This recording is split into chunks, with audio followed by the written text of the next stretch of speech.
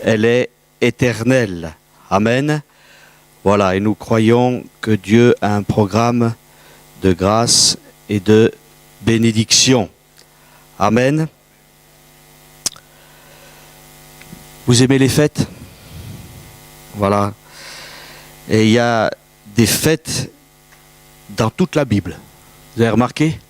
Voilà. Mais les fêtes de Dieu ne sont pas les fêtes des hommes.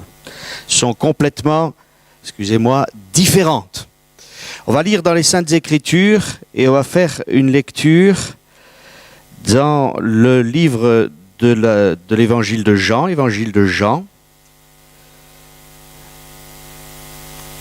chapitre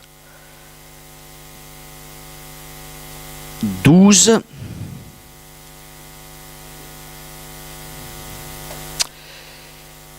Et à partir du verset 12, tout simplement.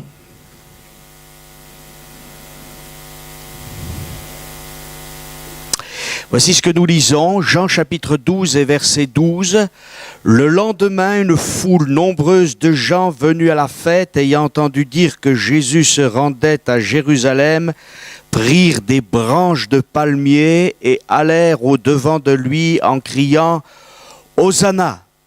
Béni soit celui qui vient au nom du Seigneur, le roi d'Israël. » Jésus trouva un ânon et s'assit dessus, selon qu'il est écrit « Ne crains point, fille de Sion, voici ton roi vient assis sur le petit d'une ânesse. » Ses disciples ne comprirent pas d'abord ces choses, mais lorsqu'il eut été glorifié, ils se souvinrent qu'elles étaient écrites de lui et qu'elles avaient été accomplies à son égard. Tous ceux qui étaient avec Jésus, quand il appela Lazare du sépulcre et le ressuscita des morts, lui rendaient témoignage. Et la foule vint au-devant de lui parce qu'elle avait appris qu'il avait fait ce miracle. Les pharisiens se dirent donc les uns les autres, vous voyez que vous ne gagnez rien, voici le monde est allé après lui. Amen. Alléluia. Le monde est allé après lui. Ça nous rappelle, dans notre langue française, que l'Écriture nous dit dans ce même évangile de Jean, et c'est Jésus qui le dit, car Dieu a tellement aimé le monde qu'il a donné son Fils, son unique, afin que quiconque croit en lui ne périsse point, mais qu'il ait la vie et la vie éternelle. Amen. Dans notre monde où les gens se préoccupent de toutes sortes de choses, du dernier téléphone portable qui vient de sortir, du dernier match de foot, de toutes sortes de choses, puis aussi des choses qui préoccupent les gens parce que c'est légitime, le travail, le chômage, le coût de la vie, etc., etc. On a encombré de nouvelles, on a encombré de toutes sortes de choses. Et on s'aperçoit que les gens vont voir toutes sortes de personnes pour essayer de régler leurs problèmes. Pour les uns, c'est le médecin, pour les autres, c'est le psy, pour les autres, c'est l'homme religieux, pour les autres, c'est encore peut-être un homme politique, on fait du social, etc., on fait de l'humanitaire, mais on s'aperçoit que dans toutes ces affaires-là, eh bien, on n'est pas à la fête. C'est pas vrai? C'est plutôt... Et la preuve en est, c'est qu'on essaye de fabriquer la fête, et qu'aujourd'hui, il y a les gens du show business. Hein? On fait même des affaires avec la fête. Et les gens, d'ailleurs, on ne se préoccupe pas tellement des gens, mais on se dit, pourvu qu'on puisse réjouir les gens pendant 1 heure, 2 heures, 3 heures, ça dépend dans quel lieu ou dans quelles circonstances. Voilà, si c'est un match de foot, ça va durer peut-être un peu plus d'1 heure et demie, etc. Si c'est dans une boîte de nuit, ça va durer des heures et des heures. Si c'est au cinéma, ça va durer 1 heure, 1 heure et demie. Au théâtre, quelque chose comme ça.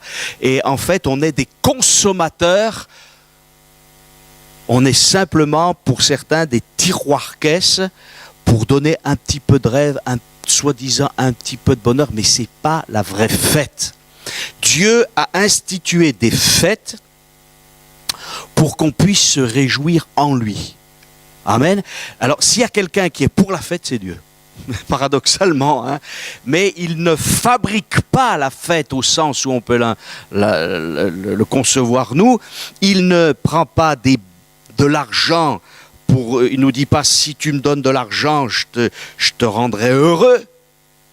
Puisque la Bible nous dit que le don gratuit de Dieu, c'est la vie éternelle. Mais Dieu veut nous réunir dans des fêtes. Alors je ne vais pas parler de toutes les fêtes de l'Éternel, ça pourrait être un sujet formidable. Mais là, il y a une fête en tout cas, et une fête basique, puisque c'est la première fête du calendrier religieux d'Israël. Il s'agit de la Pâque. Et avant que Jésus ne meure à la croix du calvaire comme l'agneau de Dieu qui ôte le péché du monde, eh bien les gens qui viennent pour la fête savent qu'il y a Jésus qui est là. Et le lendemain, il nous est dit une foule nombreuse de gens venus à la fête, ayant entendu dire que Jésus se rendait à Jérusalem, prirent des branches de palmier, allèrent au devant de lui en criant Hosanna. Il se prépare à la fête. C'était l'une des fêtes les plus importantes. Il y a 3 grandes fêtes de pèlerinage au milieu du peuple d'Israël, et ça existe toujours encore, même si ils ne peuvent pas la faire parce qu'il n'y a plus le temple. Mais c'est la fête de Pâques, la fête de Pentecôte et la fête des cabanes. Voilà. Et ces 3 fêtes, c'était les fêtes de pèlerinage où tous les Israélites, tous les Juifs devaient monter à Jérusalem pour adorer Dieu. Et ces fêtes, bien sûr, elles ont une signification en Jésus. Amen. Mais il faut toujours commencer par le commencement. Vous avez remarqué, hein, la Bible nous dit au commencement, c'est pas le début, mais c'est le commencement. Le commencement, c'est Christ. Voilà, faut faire les choses dans l'ordre. Et il y a beaucoup de gens qui aimeraient que Jésus les bénisse, leur fasse grâce. Mais j'aimerais vous dire, chers amis, commencez par la fête de Pâques, mais pas la Pâque juive, la Pâque de Jésus. La Bible nous dit que Christ est notre Pâque. Et Pâque, ça veut dire passer par-dessus. Et Jésus veut que vous puissiez changer d'univers. Lorsque les Hébreux ont quitté l'Égypte, ils ont quitté le pays de l'esclavage pour aller vers le chemin de la liberté, pour prendre le chemin de la liberté, pour arriver en Canaan, qui était le pays promis. Mais nous avons plus que cela à vous proposer. Non pas l'église de la rue Vivant-Carillon, mais Christ a plus que ça à vous proposer. Vous faire passer de l'esclavage du péché, à la liberté de Christ. Et bientôt, tous ceux qui auront accepté Jésus seront dans le ciel où il n'y aura plus de pleurs et de grincements dedans. Ça, c'est l'évangile. Voilà. J'ai résumé un peu, parce que c'est encore beaucoup plus riche que ça. Mais il faut dire l'essentiel d'abord. Alors ces gens, ils sont là et ils sont heureux d'être dans la présence de Jésus. Mais parce qu'il y a des raisons d'être heureux d'être dans la présence de Jésus. C'est pas parce que, voilà, je sais pas, vous savez, cette salle, elle est belle, mais enfin, bon, c'est pas la salle qui nous change, hein. Voilà, les chaises, bon, basiques, hein, elles doivent avoir 30 ou 40 ans, ces chaises ont bien résisté, hein. Mais enfin, c'est pas des fauteuils, hein. Non, vous avez remarqué, hein, c'est rien d'exceptionnel. On essaye d'être convenable, d'être accueillant, mais c'est pas le lieu qui va me changer. Voilà, c'est pas parce qu'on a une belle estrade, c'est pas parce qu'on a des musiciens, c'est pas parce qu'il y a des gens sympathiques que ça change la vie. C'est pas parce qu'il y a un prédicateur, c'est pas un pasteur qui change la vie. Celui qui change notre vie, c'est celui qu'on ne voit pas ce soir, qui est dans les cieux et qui prie pour que des hommes, des femmes soient gagnés à sa cause et que des hommes qui sont malheureux puissent vraiment être heureux. Alléluia. Pour que des gens qui n'ont pas d'espoir retrouvent l'espoir. La vie chrétienne n'est pas forcément facile, mais elle est remplie d'espoir. Amen. C'est une vie de combat, c'est une vie de lutte. Mais la vie sans Christ, c'est aussi une vie de combat.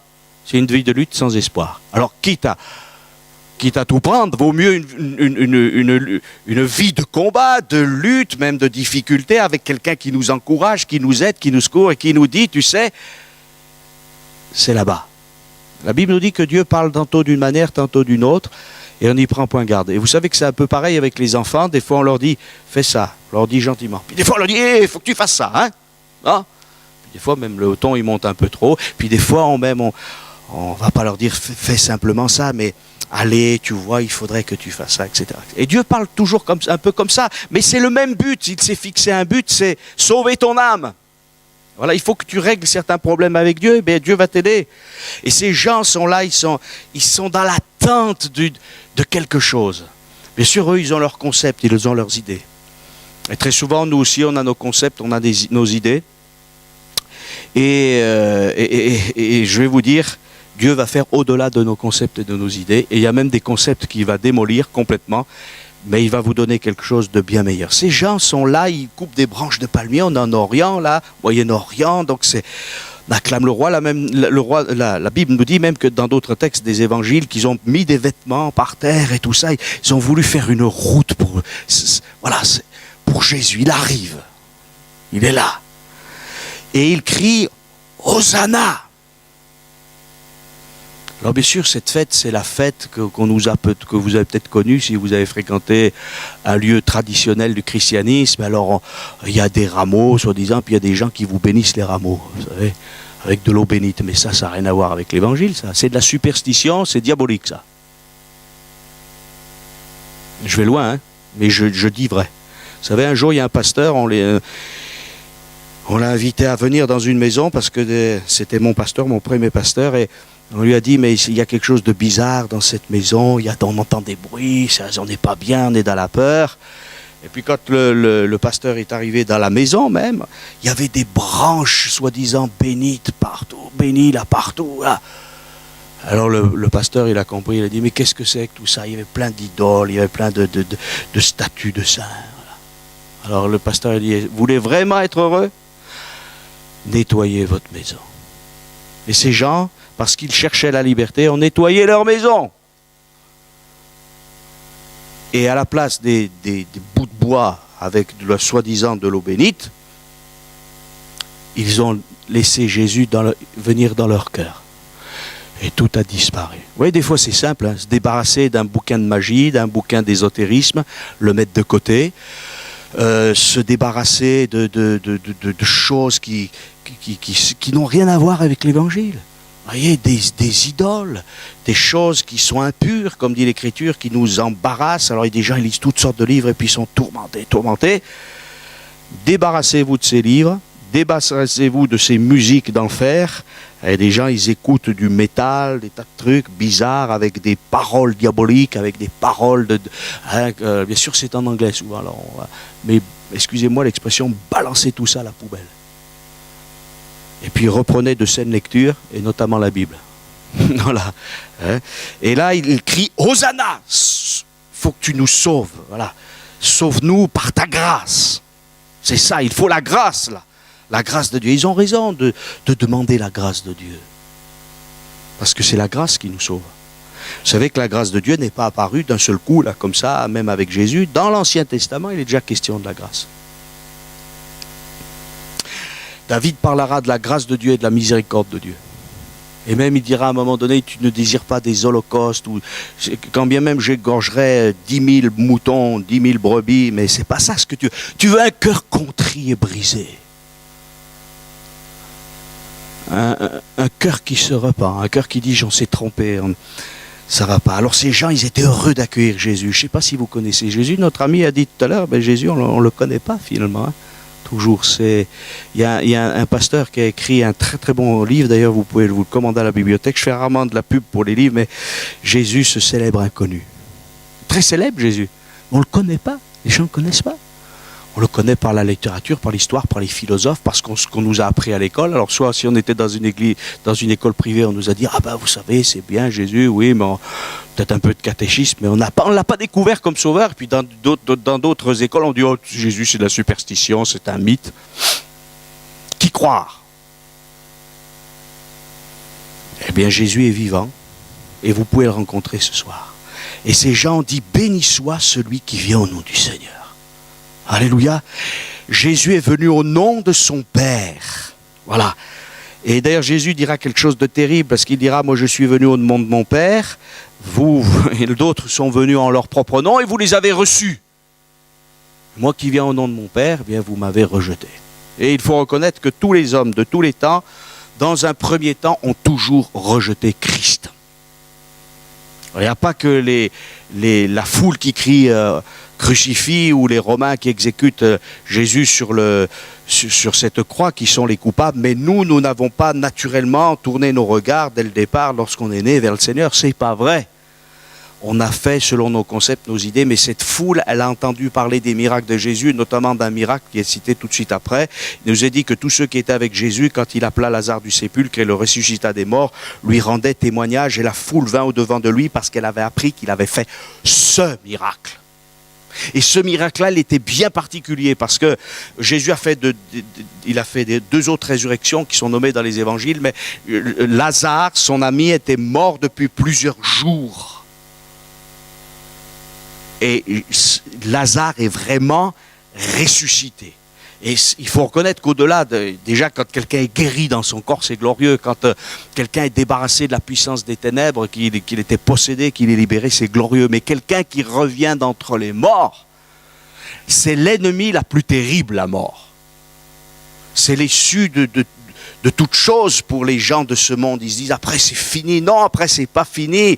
On peut placer ton corps dans un tombeau, mais il y a une existence éternelle. Et où vas-tu passer cette existence éternelle? Est-ce que tu vas aller passer cette existence éternelle loin de Dieu, dans la condamnation éternelle, dans les temps de feu et de soufre, ou est-ce que tu vas passer ton éternité dans le ciel auprès de Jésus où il n'y a plus de pleurs et de grincements de dents? C'est ça le message de l'Évangile. Et ces gens ont réalisé que si ce Jésus était capable de ressusciter les morts, c'est qu'il était à la hauteur de ces prophètes de l'Ancien Testament comme Élie et Élisée. Ce n'était pas n'importe qui. Ce qu'il ne savait pas, c'est qu'il allait encore faire quelque chose de plus grand. Et oui, parce que non seulement Jésus avait ressuscité Lazare, mais lui-même va mourir et ressuscité. Et si la résurrection de Lazare était quelque chose d'époustouflant, la résurrection de Christ règle le problème du péché, de la mort, de la souffrance, de la maladie et de notre coupure de la relation avec Dieu. Tout est réglé. Amen. Et c'est ça qui est glorieux. Alors ces gens crient Hosanna et disent, voilà, béni soit celui qui vient au nom du Seigneur, le roi d'Israël. Et là, l'évangile de Jean nous dit assez simplement, parce que dans les autres évangiles, c'est un peu plus en détail, Jésus trouva un ânon et s'assit dessus, selon qu'il est écrit, ne crains point, fille de Sion, voici ton roi vient, assis sur le petit d'une ânesse. Alors bien sûr, on peut dire, oh, c'est sympathique, voilà. Et c'est vrai que c'est sympathique, hein. Voilà. J'ai su récemment qu'il y a un grand chanteur que je nommerai pas, il a acheté un âne. Voilà, je sais pas, il est dans une campagne, il a acheté un âne, c'est sympathique, hein. Voilà, bien sûr, nous, peut-être on nous a traités d'âne, hein, quand on était à l'école, c'est pas très sympathique, hein. Mais finalement, ce pauvre animal, on lui a fait dire pas mal de choses, mais c'est un animal très utile. Nous, on a nos machines aujourd'hui, mais l'âne, c'était très utile, et c'est toujours très utile encore dans beaucoup de pays du monde. L'âne, on dit qu'il est têtu, c'est vrai, parfois têtu, mais l'âne, c'est un animal paisible. C'est un animal qui sert. Et dans l'Écriture, c'est l'animal de la paix, hein, alors que le cheval, c'est l'animal de la guerre. Même le chameau, c'est parfois l'animal de la guerre. C'est servi des chameaux aussi pour faire la guerre. Il y avait des ennemis d'Israël qui avaient des chameaux. Voilà, donc, mais là, non, on ne s'en sert pas au combat, c'est pas possible. C'est ridicule d'aller au combat avec un âne. Ça vous fait tous rire, hein, mais c'est vrai. Hein. Pas possible, c'est ça. Ça trottine un âne. Hein. Mais c'est sympathique. Et il faut reconnaître que quand on mettait les malades sur les ânes, on mettait les personnes âgées qui ne pouvaient plus marcher, et puis les gens qui avaient de l'argent avaient un âne, ils pouvaient se déplacer avec ça. Bien sûr, le roi, il avait les mules, mais parce que c'était la guerre, c'était encore plus élevé. Mais justement, ce roi-là, il est intéressant. D'ailleurs, dans le livre de l'Apocalypse, il nous est dit que Jésus est sur un cheval, parce qu'il va régler et juger les nations et les cœurs et les consciences. Mais pour l'instant, il est là, et il vient, et cet animal nous rappelle la paix. Jésus vient pour apporter la paix. Amen. Pas la paix du monde. Jésus le dit, je ne vous donne pas comme le monde donne, c'est-à-dire cette paix qui n'existe pas. Qui n'existe pas. Cette paix, quel est le médecin ou quelle est la personne qui peut vous donner la paix du cœur? Peut vous donner un cachet, mais un antidépresseur, mais la paix du cœur, non. Voilà. Et la Bible nous dit que Jésus a fait cette paix. Hein. Dans l'histoire de l'Antiquité, il y avait un temple qui n'était ouvert que dans les temps de paix. Hein. Il n'a pas tout souvent été ouvert, ce temple. Voilà. Comme ça. Mais il y a un temple de la paix éternelle. Et ce temple de la paix éternelle, c'est Christ lui-même. Déjà, David dira, je trouve mon refuge en toi. Amen. Voilà, tous les prophètes de l'Ancien Testament le disaient. Et justement, les disciples, nous dit l'Écriture, ces disciples ne comprirent pas d'abord ces choses. voyez, un âne, bon voilà, parce que Jésus marchait toujours à pied, comme la plupart des gens de cette époque. Il faisait des kilomètres et des kilomètres à pied, des centaines de kilomètres à pied. Mais là, ils prennent, et ils n'ont pas compris tout de suite. Et vous avez remarqué que, je vous assure, avec Jésus, on ne comprend pas tout de suite. On ne comprend pas tout de suite. Et même quand on a 30 ans, 40 ans, 50 ans, 60 ans de conversion et qu'on marche avec Dieu, on se dit, il y a des choses que je n'ai pas encore comprises. Parce que lui, il est grand, il est puissant, et il sait où il va nous mener. Mais ce qui est important, c'est de savoir qu'il est grand, qu'il est puissant, qu'on peut lui faire confiance, et qu'il veut le meilleur pour nous. Et je vous invite ce soir à avoir la foi. Nous avons parfois une foi surdimensionnée pour des gens qui nous trompent, ou pour des choses qui ne sont que néant.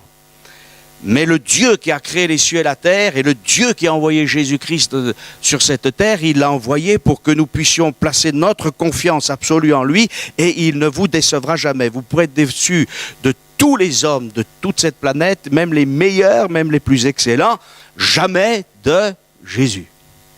Ce n'est pas possible.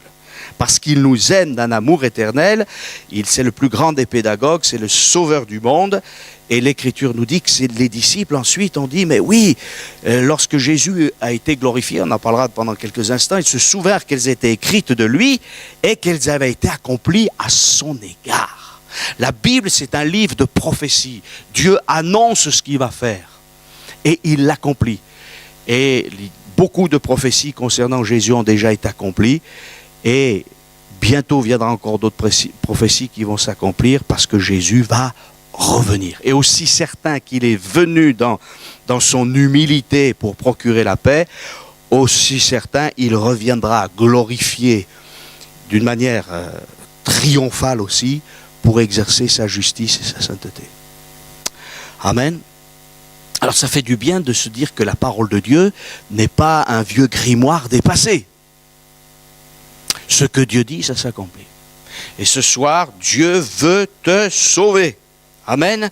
Tous ceux qui étaient là, donc la foule vint au-devant de lui parce qu'elle avait appris qu'il avait fait ce miracle. Et il y a peut-être un ami qui vous a dit, tu sais, Dieu a transformé ma vie. Dieu a changé ma vie. Et le but de Dieu, c'est que notre vie change. Si tu vis dans le péché, règle le problème du péché avec Jésus. Amen. Il y a plein de choses. Hier, j'ai rencontré une jeune fille qui va se faire baptiser. Alors je disais, tu sais que quand on devient chrétien, on ne peut plus faire ça, on ne peut plus faire ça. Mais en fait, on n'est pas dans l'interdiction. C'est qu'on abandonne ces choses. Parce elles ne nous apportent rien, elles ne nous ont jamais rien apporté. Alors on n'est pas dans l'interdiction, mais on est dans la pratique d'œuvres nouvelles. Vous voyez? Et il y a un changement. Moi, j'ai été encouragé, là encore, je pense que vous l'avez été, pour ceux qui étaient là, lorsque notre ami Jean-Marc a donné son témoignage, ainsi que notre ami de Beaune, là. Voilà, leurs vies ont changé, et parfois on peut être abandonné, peut-être que notre vie a été brisée, on avait construit quelque chose, tout a été démoli, on se dit, mais Seigneur, comment est-ce que je vais refaire? Donnez votre cœur au Seigneur. Et dites-lui, Seigneur, je suis un pécheur, je suis une pécheresse, je me suis trompé, je me suis égaré, j'ai fait fausse route, je t'ai désobéi, j'ai pas mis les choses comme là où il fallait, je me suis égaré, je reconnais que je ne peux pas diriger ma vie tout seul. J'ai besoin de toi. Et Seigneur, je te donne ma vie, pardonne mon péché. Je t'en supplie que ce boulet que j'ai, ce sac à dos de péché, excusez-moi l'expression, ce fardeau-là, je veux l'abandonner. Et justement, pour l'abandonner, il faut commencer par le commencement. C'est-à-dire qu'il faut réaliser que Christ est mort pour nos péchés. Amen. Il est venu sur un animal qui symbolise la paix. Mais la Bible nous dit qu'il n'est pas venu simplement... Il y a des gens qui se réclament de la paix, des pacifistes. Mais Jésus n'est pas un pacifiste en disant qu'il ne faut pas faire la guerre. Jésus dit, moi je vais l'établir, je vais la faire la paix. Pas pareil. Pour les hommes, la paix c'est l'absence de guerre. Pas pour Jésus. Bien sûr qu'il arrête la guerre. La guerre qu'il y a dans notre âme qui nous tourmente. Mais il établit la paix. Et comment l'a-t-il fait? Ça a coûté très cher la paix. L'Épître aux Colossiens nous dit au chapitre 1er au verset 20, Jésus a fait la paix par le sang de sa croix. Ça a coûté très très très cher. Et sachez que si le salut est gratuit, c'est parce que quelqu'un a payé très cher. Parce que tout a un coût. Voilà.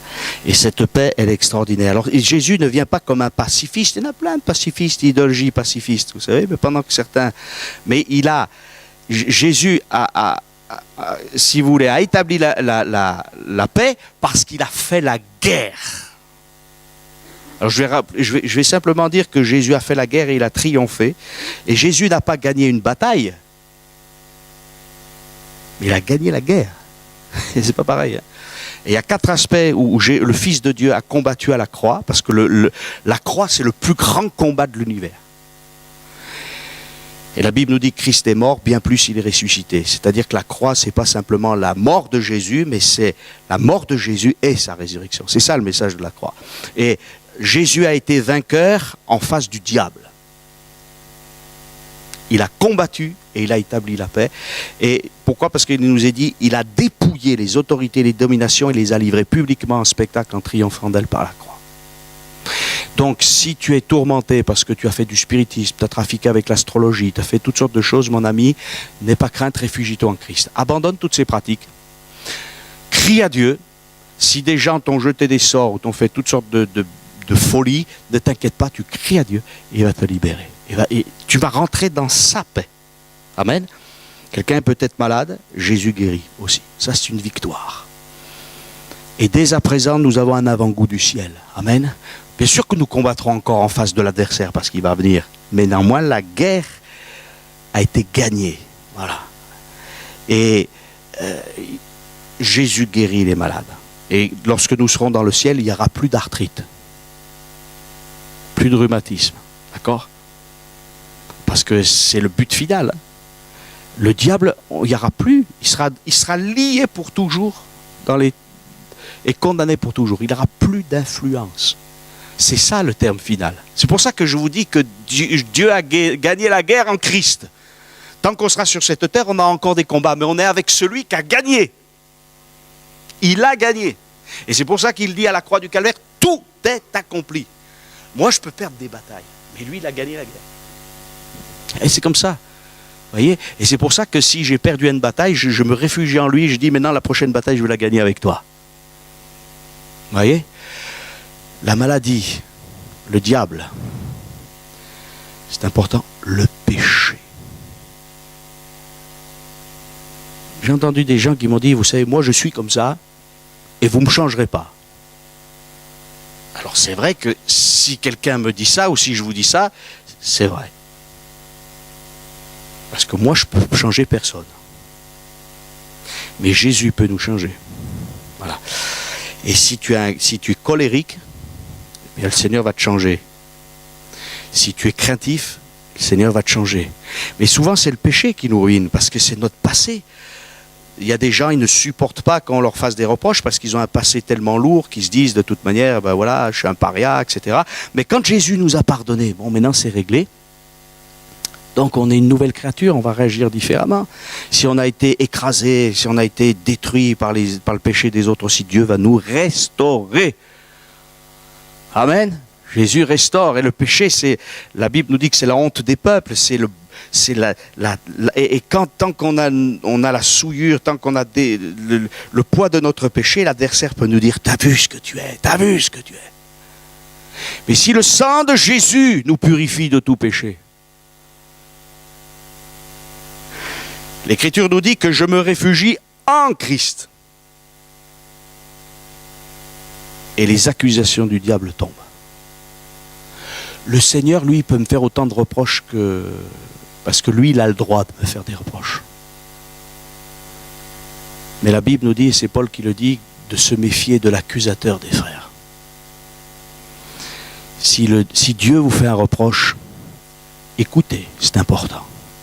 Si le diable essaye de vous enfoncer, ne l'écoutez pas. Réfugiez-vous ce soir dans l'œuvre de Christ. Christ a tout accompli. Et la Bible nous dit que le sang de Jésus, son Fils, nous purifie de tout péché si nous lui demandons pardon, bien évidemment. Hein, ce n'est pas automatique. Dieu ne nous force pas. Il a remporté la guerre sur le diable, sur la maladie, sur le péché et sur la mort. Au point que Paul dira, et c'est une envolée même littéraire, même traduit, hein, c'est pas dans leur langue originale, mais ô mort, où est ta victoire? Ô mort, où est ton aiguillon? Christ est ressuscité. Alléluia. Et c'est pour ça que même les croyants, lorsqu'il y a un frère ou une sœur qui meurt en Christ, bien sûr, il y a de la peine, il y a le deuil. Attendez, on n'est pas des gens bizarres au point de... Mais on sait que la personne qui est morte en Christ, eh bien, on va la revoir un jour. Et ça, c'est une espérance glorieuse. Aucune religion au monde, aucun système spirituel ne donne une telle espérance. Ce qui fera toute la différence toujours entre tout ce que les hommes peuvent concevoir, inventer ou même déformer. Parce que quand on parle du christianisme aujourd'hui, de la chrétienté, malheureusement, il y a des religions issues de la chrétienté qui ne prêchent plus l'évangile et qui n'ont pas d'espoir. Et on dit aux gens, oui, le Christ est mort pour nos péchés, mais il est toujours sur la croix. Christ n'est plus sur une croix. Christ n'est plus dans un tombeau. On ne sait même pas où il est, le tombeau du Christ. La croix du Jésus, on ne sait plus où elle est. Mais il y a un lieu où il est, c'est dans le ciel, et il revient bientôt, il est vivant. Amen. Donc il a triomphé de tout. Amen. Et même ses opposants vont dire, les pharisiens se dirent donc les uns les autres, vous voyez que vous ne gagnez rien. On ne gagne rien de s'opposer à Jésus. Même les opposants l'ont dit. Vous vous rendez compte? Vous ne gagnez rien. Voici le monde est allé après lui. Et vous savez, le vrai monde, c'est pas le monde du diable en fait. Mais le vrai monde, c'est le monde de Dieu. Parce que Dieu a créé le monde. Et Dieu a sauvé le monde. Et l'usurpateur, le prince de ce monde, qui a détruit le monde que Dieu avait créé, il sera pour l'éternité condamné et neutralisé. Amen. Alors on peut dire, moi je vous invite à dire ce soir tout simplement Hosanna. Seigneur, sauve-nous, t'en prions. Voilà, je résume un peu parce que bon, sauve-nous, t'en prions. Seigneur, viens me sauver, viens me guérir, viens me délivrer. Amen. On va le faire. On va demander au Seigneur de le faire. Amen.